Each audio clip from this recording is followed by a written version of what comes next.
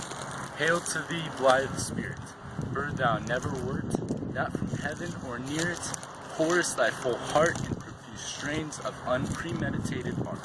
Higher still and higher, from the earth thou springest, like a cloud of fire.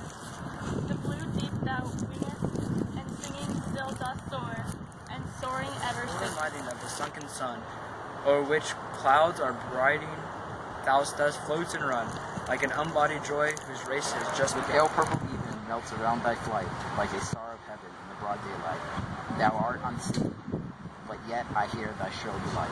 Keen as are the arrows of that silver sphere, whose intense lamp narrows in the white dawn clear, until we hardly see, we feel that it is there. All the earth and air, with thy voices loud, as when night is bare from one lonely cloud. The moon rains out her beams, and heaven is overflowed. What thou art we know not, what is most like thee? From rainbows clouds thee flow not, drops so bright to see.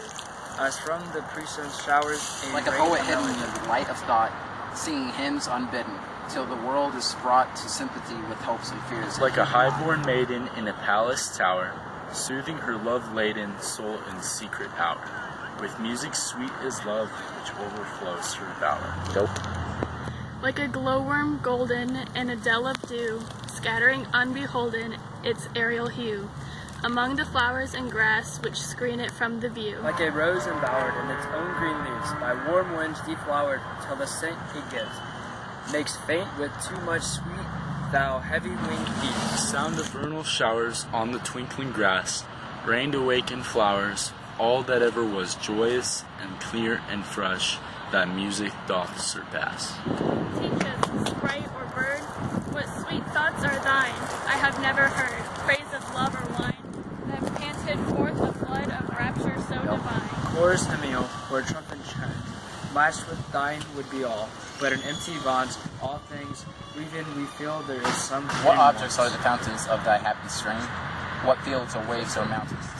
What shapes of the sky or plain? What love of thine own kind? What ignorance of pain?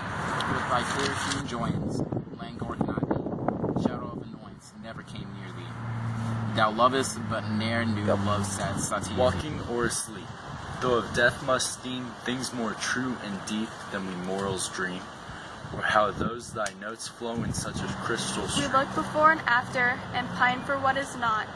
Our sincerest laughter with some pain is fraught. Our sweetest songs are those that tell of saddest thought. Yet if we could scorn hate and pride and fear, if we were things born not to shed a tear, I know not thy joy wherever. Better than all measures of delightful sound, better than all treasures that in books are found. Thy skill to poet word, thou scorner of the ground. Gladness that thy brain must know, such harmonious madness from my lips would flow. The world should listen then, as I am listening now. Go. Okay, so start things off. What does the Skylark represent? I think the Skylark represents like happiness and pure joy because one, the poet refers to the Skylark as a spirit and a sprite, which is not necessarily mortal beings. And then the very last stanza is, teach me half the gladness that thy brain must know, such harmonious madness from my lips would flow. The world should listen then as I am listening now. So if the Skylark can teach the poet how to be like happy and find joy, then the poet can share that information and that newfound knowledge with everyone else so they can be happy as well. Alright. And I think, like the Skylark passing through the clouds, like, the poem starts off as a Skylark being in the speaker's sight, right? Kind of low to the ground and just very visible and very attainable. And I think the Skylark rising up into the clouds where the speaker can only hear the Skylark and not necessarily experience it and feel it, kind of leads to like the central meaning.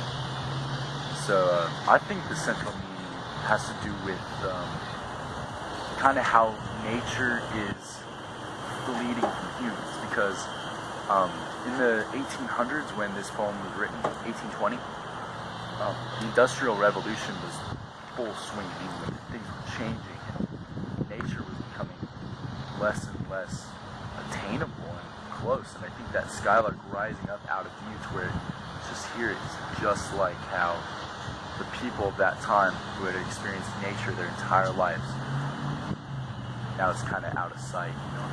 Yeah. Do you guys have anything there?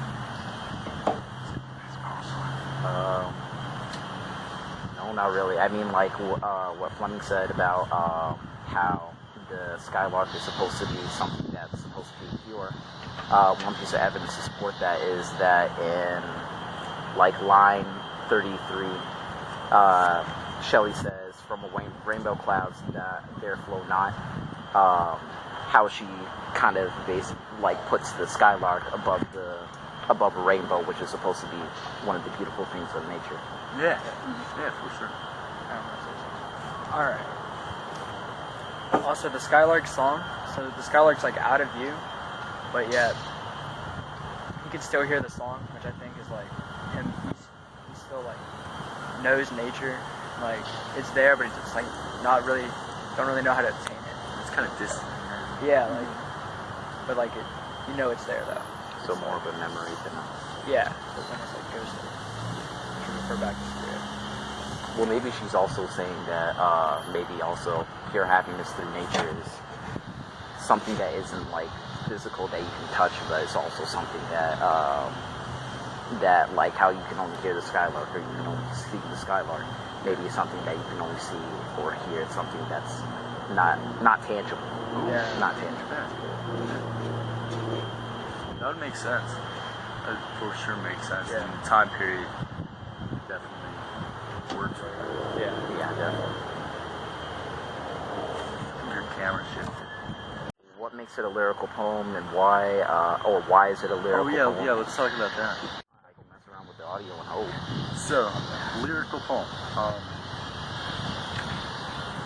I think it's pretty cool how this is a lyrical poem rather than like a straight up regular poem.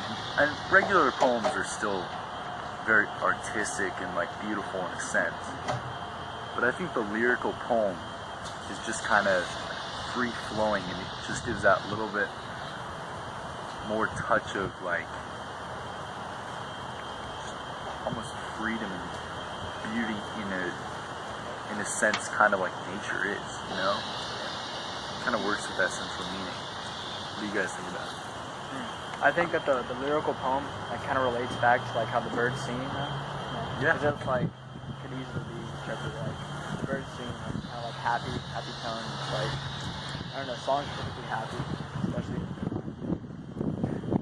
Yeah. Songs are happy. I mean, yeah. No, it definitely works with the birds singing. It's just kind of cool that, you know, everything is the same, but at the same time it's very flows really, really well. Yeah. And I mean, it's a really happy poem overall. The mood is just it's describing this thing of pure happiness flying up in the air like a bird. And Yeah, but then once you start looking into it, it's like, we really have lost this. yeah, it's kind of sad. Like, you see this pure happiness, and then you're kind of reminded that, hey, as humans, the world is kind of... It's like moving away from us. It's moving away from us, yeah. And it's kind of sad. Losing touch, like. Yep. Yeah.